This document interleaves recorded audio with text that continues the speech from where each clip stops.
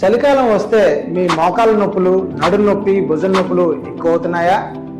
చాలా మందికి ఇది సాధారణ సమస్య.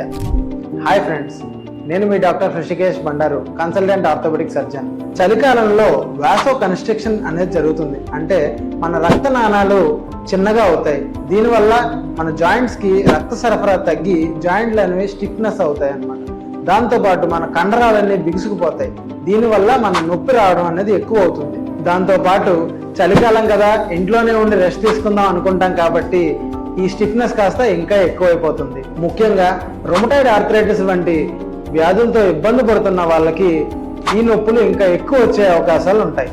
అయితే మనం కొన్ని జాగ్రత్తలు తీసుకోవడం వల్ల ఎలాంటి ఇబ్బందులు రాకుండా జాగ్రత్త పడవచ్చు. పాయింట్ నెంబర్ 1, వార్మ్ కంప్రెసర్స్ అంటే వేడి కాపడాలు. మన మోకాళ్ళు, మన జాయింట్స్ ఎక్కడైనా సరే బాగా నొప్పులుండి స్టిఫ్గా అయిపోయినప్పుడు అక్కడ వేడి కాపడం పొద్దున్న సాయంత్రం పెట్టుకోవడం వల్ల ఆ స్టిఫ్నెస్ అనేది రిలీవ్ అవుతుంది. బయటికి వెళ్ళేటప్పుడు కొంచెం దళసరి బట్టలు వేసుకోవడం వల్ల మన బాడీ టెంపరేచర్ కూడా సరిగ్గా మెయింటైన్ అవుతుంది. Point number 2, regular exercises.